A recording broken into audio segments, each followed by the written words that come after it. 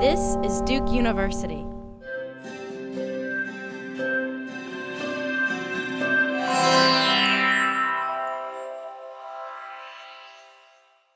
What I'm going to do is just show you a few slides first about the Institute before I talk about the shaping of the culture, because you need to know just a little bit of the context. Not because I'm trying to promote the Institute, but really to give you the context of how we try to shape the culture. We sit on the two sides of campus, so that's something I want to make a comment right away, and that's a challenge. And it's really two different cultures in many ways. I had been a public health school dean before coming to Duke, and if you're a public health school dean on a campus, you know those cultures pretty well, because as a public health school dean, you're going back and forth usually between the two sides. And I will say at Duke that the provost and chancellor talk more than at many other universities, and part of it is geographic, part of it is historical.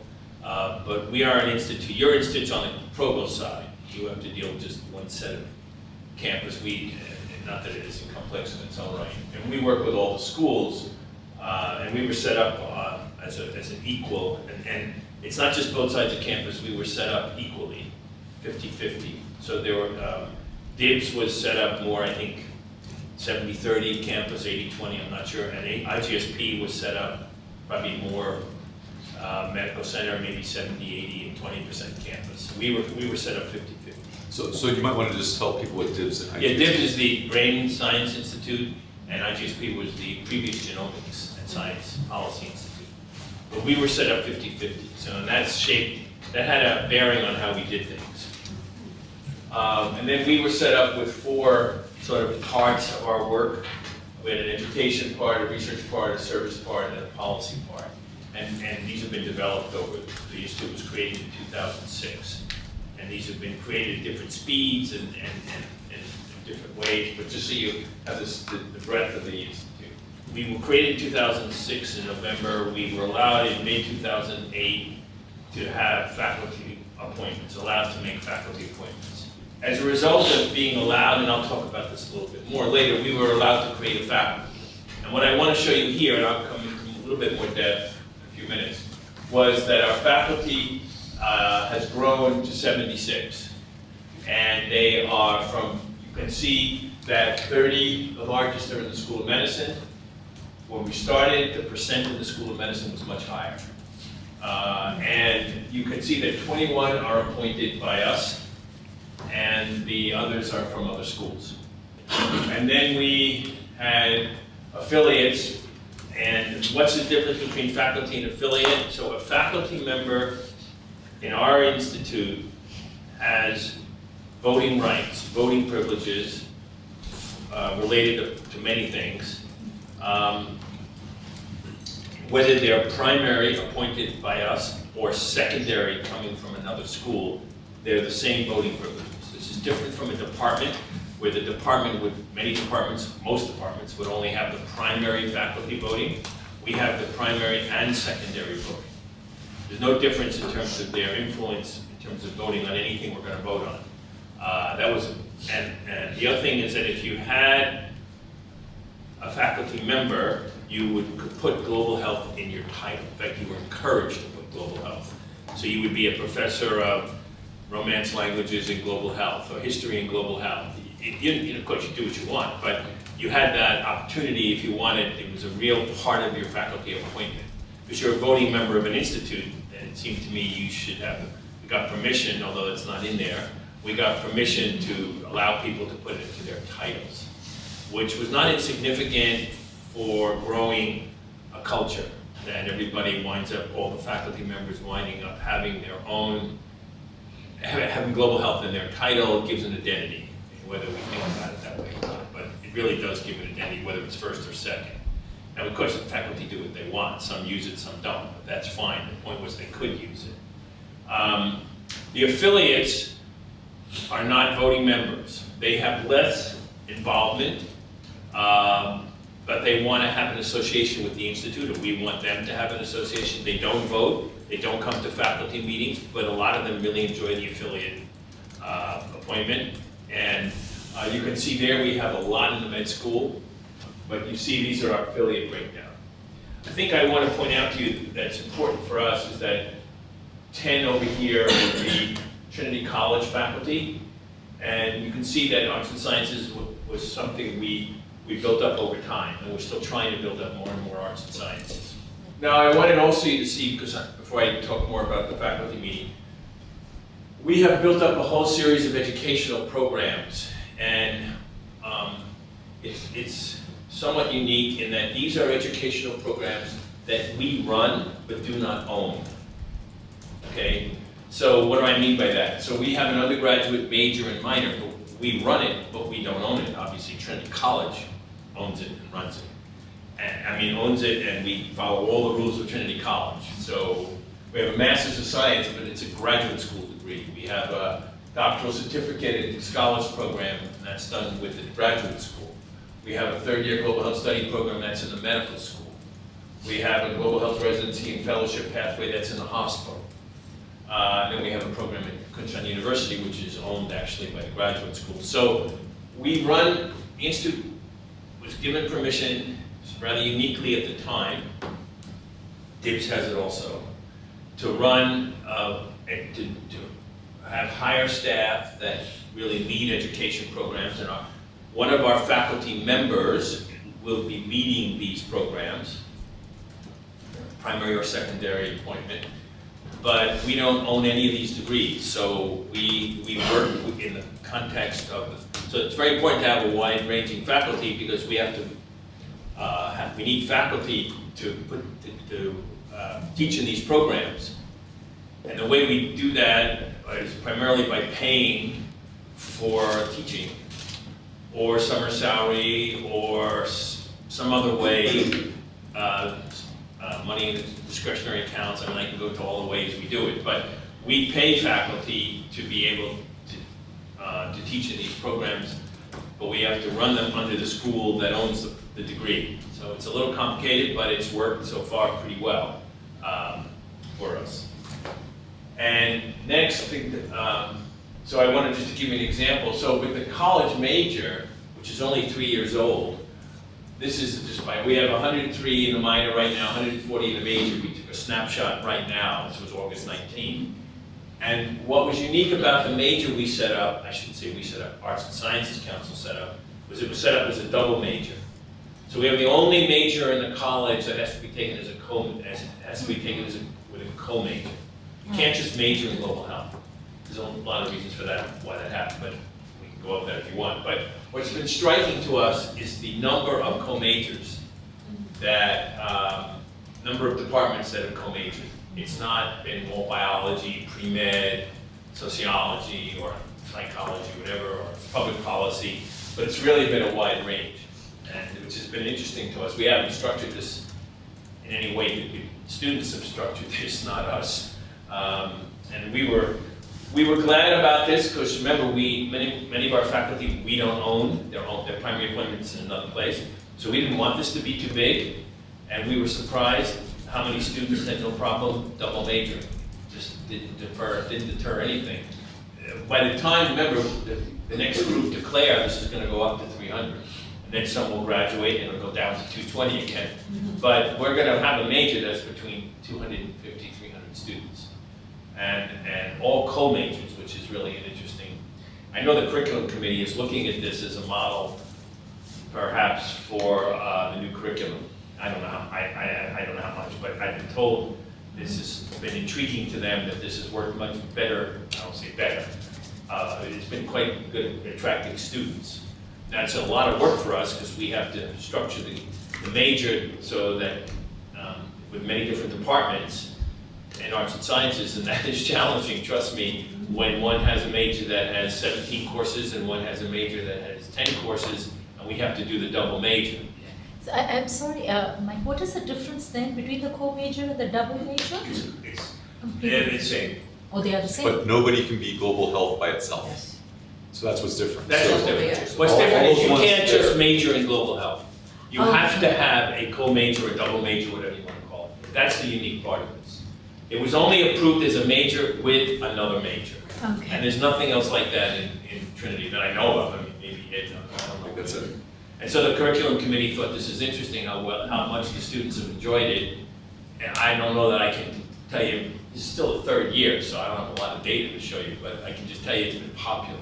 How good it is a whole other story, which How many of the courses that are taught specifically for global health versus being courses that are already? Okay, so the 3 core courses are all ours required, and 4 foundation courses are all ours. And then you go into depth into one of the foundations, and you get into a lot of courses that are Okay, so cross it's not like an overwhelming number of unique No, courses? no, but we have still the intro course. We need, right now, we need 2 intro courses. We need 3 ethics courses. And that comes back to why we needed our own faculty. I had many of the 21 faculty I showed you on that earlier slide teach the core courses in our undergraduate education program and in our master's program, because it's very hard on an intro to global health course to get history to give me a faculty member to do that. So it's wondering. Well, they're not, it's not gonna happen. I mean, it's very hard to ask them to teach an intro. So we needed to have, one of the driving reasons behind our wanting faculty appointments in the beginning was because we knew if we were gonna do these education programs, we had to own some of our own faculty or we would never. Are they contingent or tenure track? No, we have no tenure track in the institute. And then on the research side, so obviously I showed you the earlier slide. So we picked a lot of discussion and we picked 7 research areas that had to do with competencies and interests of the faculty, where the field was going, where we could recruit.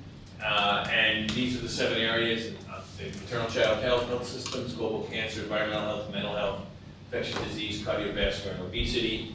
These sound medical, but as I already showed you, our faculty is very multidisciplinary, and we approach all of these issues in a very multidisciplinary way. I'm not going to say any more about our research, though I can if you want. We do have 6 centers, and these are all within the institute, and all of them are shared with another school. So Center for Health Policy and Inequities Research, this goes back to the 1990s. Kate Wett now runs it from Sanford, does a lot of work in Durham. Yergin Center is was a med school, does a lot with our residency program. Rob Corey runs that. The Global Health Research Center in DKU, Shailing Tang runs that. That's part of the DKU structure. He's in medicine. The Global Women's Health Technology Center, that's Nimi Ramnundram from Pratt. That's a joint center with Pratt. The Digital Health Science Center is with Gary Bennett, so that's a joint center with Ocean Sciences. And the Center for Policy Impact, we're just going to announce very soon. That center is being the only one that's actually initially, we just recruited a very leading global health policy person from UCSF who came without tenure, a 5-year practice track. He didn't want tenure. And he's already has a big Gates grant. And so we're going to start a new center on policy impact and global health. That's going to be based, and his main partner right now is Sanford. He's got an appointment at Sanford. So we have 6 centers, and we tried very hard to get these centers, well, let me say it to you this way. We try to give these centers as much independence as they want, but we also try to make them part of the institute. And the last thing I want to show you is, so we are an institute that obviously has the word global in it. So we work in 40 countries, and that's a lot of work, but that's what the institute's about. Our students and faculty work in 40 countries. And we're not the geography police. We don't tell people where to work, but we have partner institutions right now in these 11 countries, 11 sites.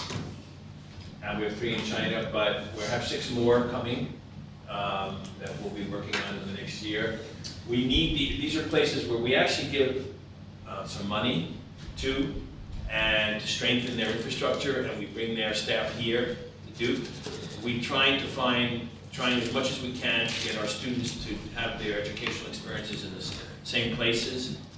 For a number of reasons, it's economically better. We can house them. It's safer.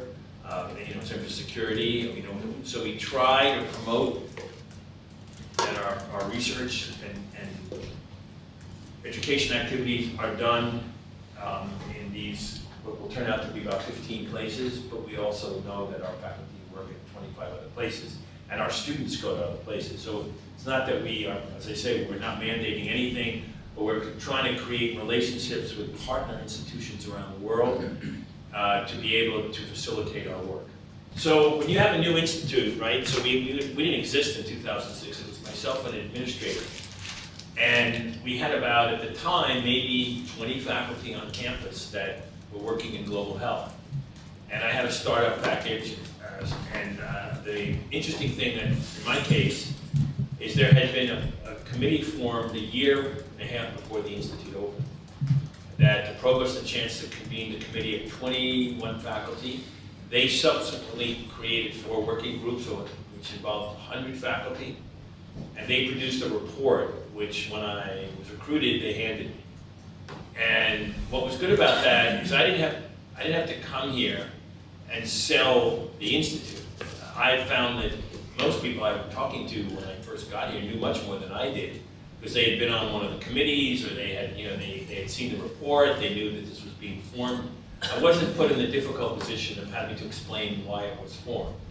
Now, and which was interesting, because I was worried about that. I was totally new at Duke. I'd never been, I visited here, but I had in the recruitment process, but I had never been here. So, one of the concerns I had was, what is this guy doing, But I think what was easy for me is that when I knocked on a door to a dean or faculty member, and they said, oh yeah, we know something, we heard about it. Now, another funny thing that happened to me is on the 12th day I was here, there was an editorial in the Chronicle, which blasted me for doing nothing on my 12th day.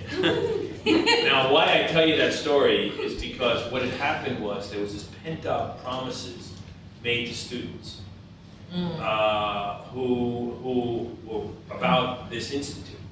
And so it was interesting because there was no way I wanted to do anything that quickly. But we were dealing with some activism on the students' part, which was understandable because this committee had been meeting for a year and a half, and there's been a groundswell. I'll give you one interesting fact. In 2000, maybe there were 5 universities that were doing something in global health in this country. Right now, there's 300. So you can imagine this is like a growth of women's health or environmental health, environmental sciences that happened before. So this was the decade of a lot of global health programs, departments, institutes, centers, and so Duke was known, the students know, they know what's going on. And so, Harvard's doing it, or UCSF is doing it, where's Duke? And we had some big names in the field. We had Paul Farmer, who's still is, but then was really a god to the students. And he was coming back and giving a lot of talks. He was just getting Partners in Health going. Melinda Gates, the Gates Foundation, $3 billion a year in global health. She's a graduate. So we have some pretty big names in global health among our alums. So it was an interesting time to get here and to be told on your 12th day that you were a failure. But it was actually helpful because it got me to understand the student momentum and interest, and we could channel that and a lot of enthusiasm in planning what we did. So the first thing, as I already said, I really felt we needed to have a faculty. And so I went about it the way I explained, with a page and a half, and we met with APC, I think, for 15 minutes.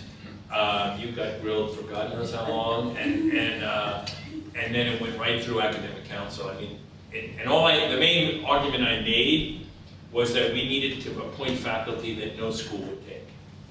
And if they really were serious about having something in global health, where were these people going to be appointed? Many of them weren't doctors, so medical school would take them. And so the question, that was really my main argument, Deborah, much simpler than we had to go through. And that was simply that if you want to build something, education or research, we need to have more faculty.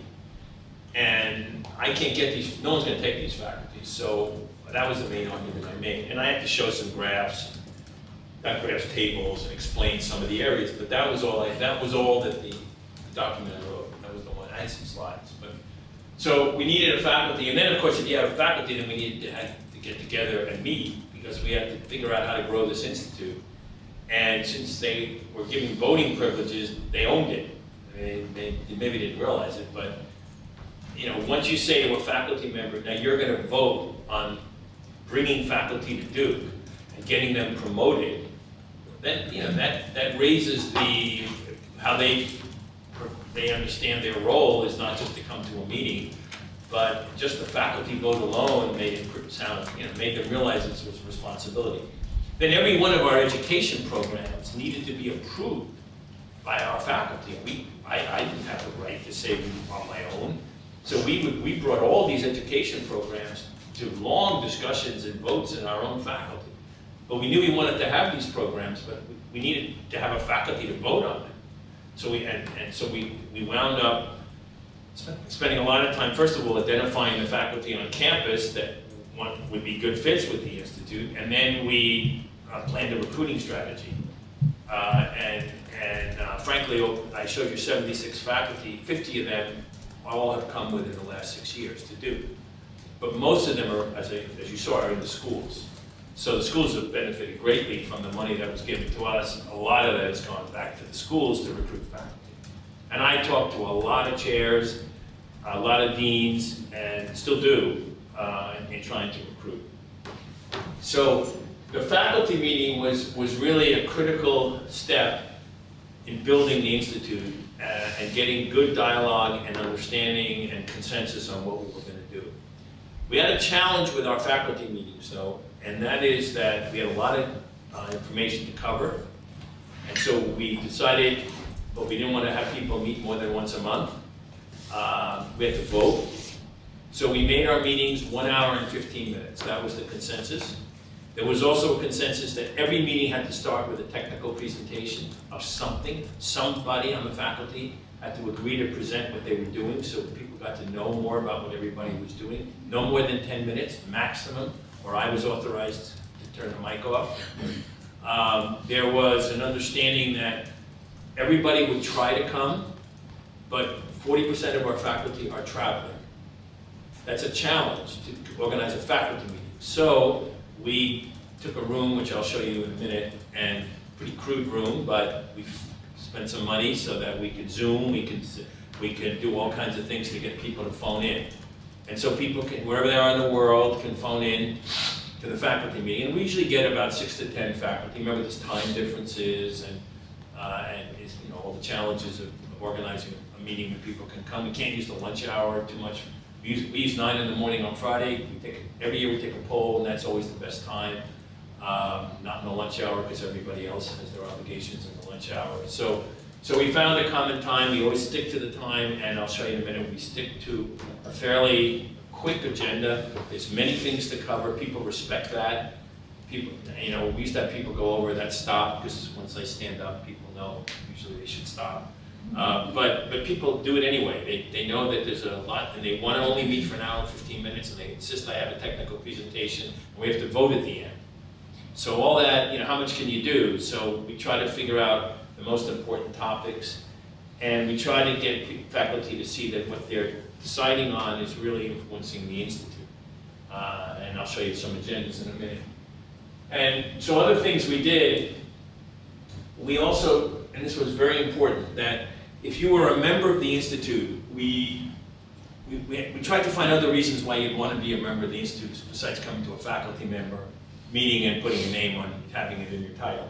So we created about, now I think it's close to 10 different incentives that allows faculty and members get. They're not that expensive. I'll just give you an example. So I'll give you a few examples. So every year we put some money aside for postdocs.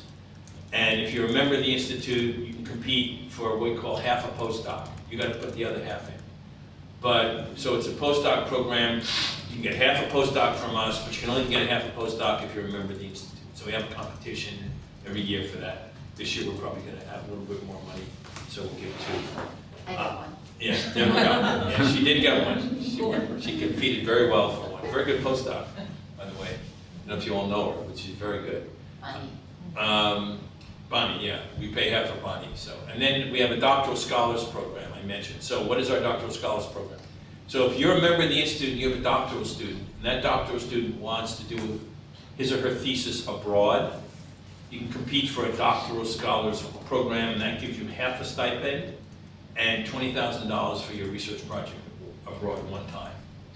So that's pretty good if you have a doctoral student who wants to do a project abroad and you don't have a way to fund them, and we also give you half a stipend, which is pretty good. So that's another, so I can give you more like that, but not to take the time. But we came up with these sort of small little benefits so that faculty said, hey, yeah, you know, it's worth coming, or it's a value to what I want to do.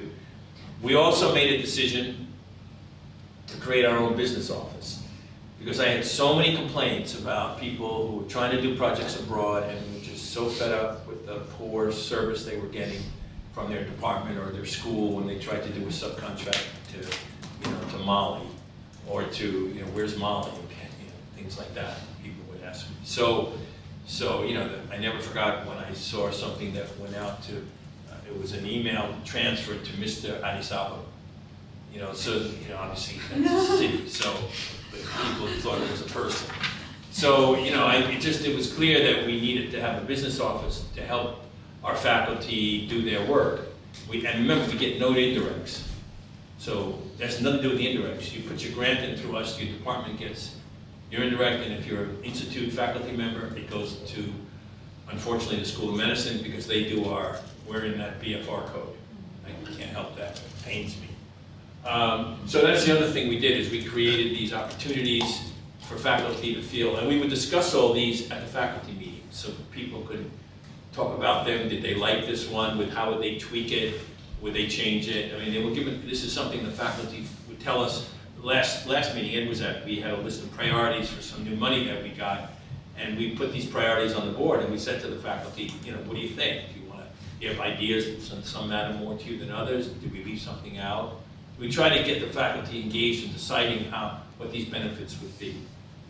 And then we have noon seminars 3 days a week. We wind up having a speaker. Our students come anyway. Sometimes they're visitors, sometimes they're recruits.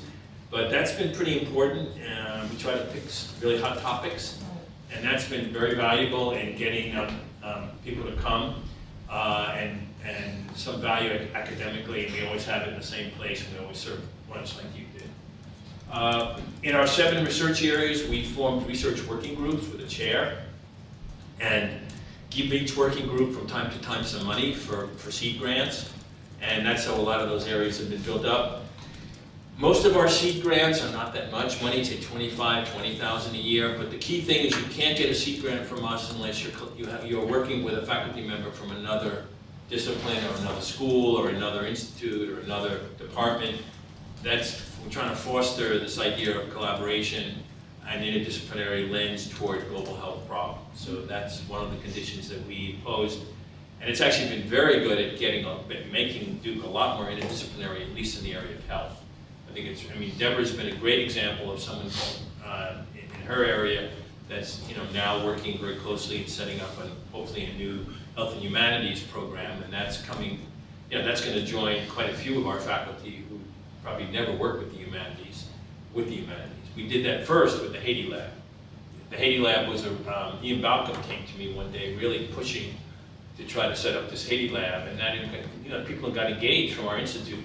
Trust me, they had never worked with humanities faculty, but it was really a really great success, and I owe a lot to Ian for pushing us to do that. So we have a lot of examples like that.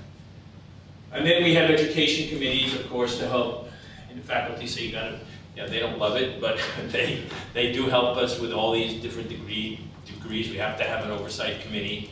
Also, we need to have appointments and promotions committees. So I have to get faculty that are already doing this in their schools and their departments, and they hate doing another one. But so far, we got enough now that people are usually willing. If I ask a faculty member once or twice a year to be on a committee, they'll usually do it. They don't love it, but they'll do it because they know everybody's being asked, and there's a feeling of participation.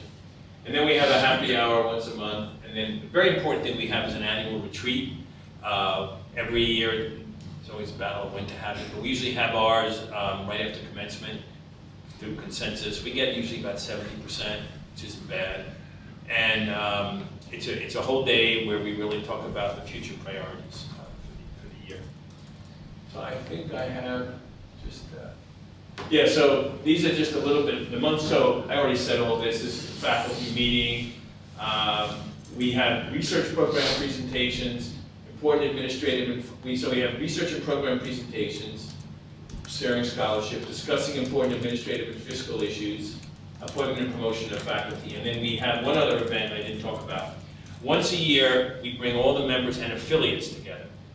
At the beginning of the school year, usually now it's about 120 people, and we give an overview of what we achieved in the last year and what we plan next year. It's really an information session more than anything else, and we get very good turnout at the beginning of the year. Not that many people are traveling yet, which is good for us. So that's the way if there's a new person who's coming in, That's how they here's our setup. Right, so here's where you if you're in your first year of us, it's the one meeting where you get to meet everybody. And we have a little social afterwards, usually in the morning. But also to meet the programs and the Yeah. opportunities. right, it's an hour and a half, it's a little bit longer, it's mostly presentations, and it's to really get people to know a broad overview of all that we did in the last year, highlights, and what we're planning in the future years. It's it's different from a faculty meeting, which is much more interactive. This is really a forum where we mostly present, like we did at Bass Connections. We have 17 Bass Connections projects, and so we did a whole big session on Bass Connections because a lot of faculty still don't understand Bass Connections, so we try to make them understand why it's a good thing to do, why it's not such a good thing to do, what are some of the challenges. Sorry, so you have 17 Bass Connections and all these people doing all this research, and it's all in 1.5 hours? Well, we pick certain things. Oh, okay. Each meeting, we can't do it all, Okay. but we usually pick 4 topics Okay, for each okay. forum that we think are current or people are most interested in. Yeah, you're right, we couldn't do everything. So, I'm trying to get a little artistic here, right? So these are like examples of some agendas. So I always give some announcements that I think are worth hearing. And then this was a research presentation, and then we talked about what we're doing in medical education. This was the time of Ebola, and we were talking about, well, what should we do about Ebola on campus? What would, we're in the Global Health Institute, we ought to do something. We wound up having a whole week of Ebola, we got a huge turnout, we got really a good week, I think. And then there was a new initiative called the Tropical Conservation Initiative. Jeff Vincent wanted to come and talk to our faculty, try to get them interested. And then we had faculty votes. This would be a typical faculty meeting. Each item would have gotten probably 10 minutes. The vote can take sometimes 15 minutes, I don't know how you vote, but our voting is, we always take the junior people first, and then they have to leave the room, and then, like you only vote for your levels or above, so that takes time. So, but it works pretty well. And the Sakai site with materials about people who are being voted on are only accessible to people at the right rank. It's really interesting. We set our Sakai site up so you can only look at what you're qualified to look at, which I thought was a little creative. Yep. So if you're full, you get to look at everything. If you're associate, you can't look at the fulls. I don't know how she did it, but anyway, you can set up Sakai, by the way, to do that. I didn't know that. It's more sophisticated than I thought it was. So here we had a research presentation. We had a long discussion about whether we wanted to set up an evidence lab at the Institute. Then we had an update on our Master of Science program, and then we had a very interesting discussion about some of the challenges our business office. It's got to be quite intense, but why aren't you doing it this way or that way? But it was a very frank and open discussion about our business practices and how we could do better to help some of the faculty who always have their list of things they wish would have been different. So that, and then we had faculty votes, so that's another meeting. That was February 13th. September 11th, we had a research presentation. We had a long discussion about all our secondaries are up for reappointment. So everybody's come up, a lot of people who were initially appointed, now 5 years, everybody gets a 5-year appointment. So they're all coming up at the same time. We had to agree on a process to do that, because God forbid we had to vote on every one of these people. It would take hours, so we came up with a process for the secondary appointments. And then there was a long discussion for us, which is a pretty important topic of thesis advising. And then we got, you probably know, we got a gift from Melinda Gates, and so we had to talk about that, and then the faculty vote. This was a pretty heavy agenda. October 9th was our last meeting. We had Ed come and say a few words. And then we had a very interesting discussion about all that we're doing in Nairobi. We have a big innovation group working there, and we have a big group working in Kenyatta Hospital. So it was a night, the reason why we did that is because we have a lot of opportunities now for our faculty to work in Nairobi. So we thought if we told them all the possibilities in Nairobi, they might contact the people that are working in Nairobi and see if they could do some work there, certainly. And that happened, because they could see all the opportunities that existed in Nairobi right now to do different kinds of research. And then we finalized the Gates Gift priorities. We went over the Doctoral Scholars program because we are about to put the advertisement out. We wanted to be sure. We made a change, which was really important. So we said that if you are a member of the Institute, you qualified, but you didn't have to be the primary mentor. And so that allows, some of our faculty may be mentoring a doctoral student, but they're not the primary mentor. Well, we're saying that qualifies, you can now apply for the Doctoral Scholar, which was a nice, faculty were very happy about that. And then we talked about one of those locations I showed you on that map. We talked about 80. I'm sorry you weren't there. And then we had discussion. We didn't finish, so we'll take our new faculty appointment guidelines, which we're going to embed with the faculty. So here, a lot of networking that goes on before the meeting. People come early usually. That's another advantage of the meeting. People know I can see somebody there, and we always have a bagel or some coffee. And you see, we have this in a pretty old room. You see those pillars? Mm-hmm. This is the basement of Trent, right? If any of you ever eat at Grace's, well, right next to Grace's, there happens to be a big room like this with pillars. That's the biggest room we have, and we have to put screens. You see all those screens because people can't always see. But you know what? It's convenient, and people, I learned, will go to meetings. If they have to drive far, they probably won't come. So we have them in the building where we are. It's not the greatest, but this is we're in the old Trent Hall, which is, I was asked to be in there in 2006 for 1 year. It's now going on 9, and I don't see any change coming. It's one of the oldest buildings on campus in the worst shape, but the reason why I like being there is we're all in the same building. Now, faculty, like you have an office off campus, but for all those that want an office, we put them in the same building. You don't have to, once you have to go to multiple buildings, your culture breaks down. It's been well known. So we try to have everything in the same building. And it works. And here you see, he's speaking about Kenya, and he's a great guy, Lee. He's got 8 people online here from all over the world, trying to keep them online. It's a challenge. And he's a half-time employee, but he always does the faculty meeting for us because he's always losing people who are calling in, can't stay on the line, he calls them back, and not to be too disruptive. And they can speak. I mean, there's a microphone at the top, so you can speak from abroad, it's not a problem. And he tries to keep that going for us. And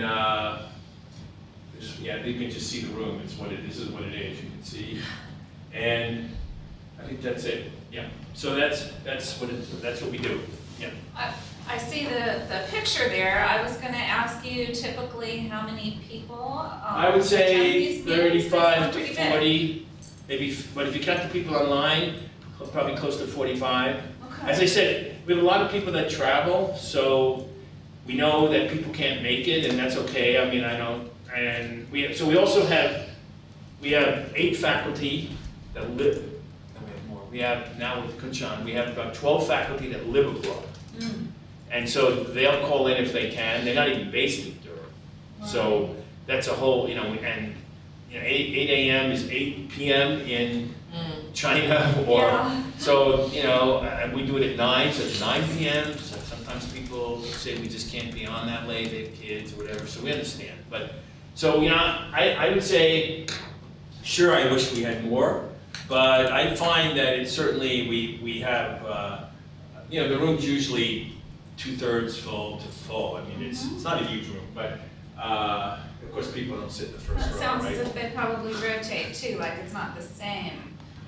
No, you mean the same people? No, Yeah. it depends if you're traveling and Yeah. what item is on the agenda. Some come from, Gates. The Gates agenda got a lot of people. So we try to put things on the agenda that are both scholarly importance, important from a finance and administration standpoint. That's always important, and then programmatically important. We try to look at every meeting when I sit down to plan the agenda. It's those 3 things, and no item takes more than 15 minutes. And we really keep the meeting moving. And I think that's good. First of all, people are less likely to fall asleep. And secondly, I think even if you don't want to, if one item doesn't interest you, there's an item that will interest you. So that's okay. You don't have to sit through something too long that, you've all been there. You know what I'm saying? Well, and you make decisions. The whole thing is just, yeah, we want people to tell us so we can make this, yes. And we vote, when we need to vote, we vote. And we certainly have faculty votes by secret ballot. I'm trying to think whether I want to do that online. I don't know if you vote online. I understand some of the departments are voting online now. Can you describe a little more about the research project presentations? So what we do is we ask a faculty member to say, and some of them have trouble. And I'd say 8 minutes, no more than 5 slides. Tell the faculty what you're doing now that's really exciting and what you think you will be doing. But we want you to do it in 5 slides. Some people have trouble with that. So do you invite them or do you send out a call? Yeah. Do people It's a good nominate point. themselves? Yeah, you can nominate yourself. We certainly allow that. We usually pick new faculty because they're the least known, and I might know some faculty member that's just published a really important paper in their field, or they're doing something that I think a lot of faculty would be interested in. And we also try to, be diverse. We take topics that are quite different. We don't want to have the same kind of agenda. But anyone can come and tell me they want to present, and we certainly would let them. But the rule is, 5 slides in 8 minutes. And it's been interesting to me to see how difficult that is for some people. What's your most important work? And we gave 45 minutes like this. We wouldn't get the meeting done. But it was interesting. Quite a few faculty said one of the reasons they come is because they really want to find out what's happening. They don't want it just to be administration and voting and program, but we really want to learn something. We want to know what one of our colleagues intellectually is doing. And that is something, feedback, actually we didn't have it for a couple of years. When I did a poll, that was feedback I got. So comment and a question. So I went to the most recent one, and what you could tell is that this has gone on for long enough now that people have gotten with the program. So they were tight. People had really thought carefully about the slides. It was really the macro overview, and it was very informative. The question is, when you have an issue that people have to grapple with, do you provide the materials for people to think about it in advance? Always. Right, and so that culture is that people actually read it or not? And we have copies if you haven't read it, but yes, we always give it out in advance or we don't take the item. Because otherwise, if you have to spend all that time presenting, then you're not going to get. So so if it's an issue, you want the time to be about discussing. We'll have somebody present it in 2 slides, sure, Yeah. but we really don't want to have a 20-minute presentation. Now, there are occasions where we have said, look, we're going to spend a third of the meeting on this topic, it's so important. But even then, we would give it out. Produced by Duke University. Online at duke.edu.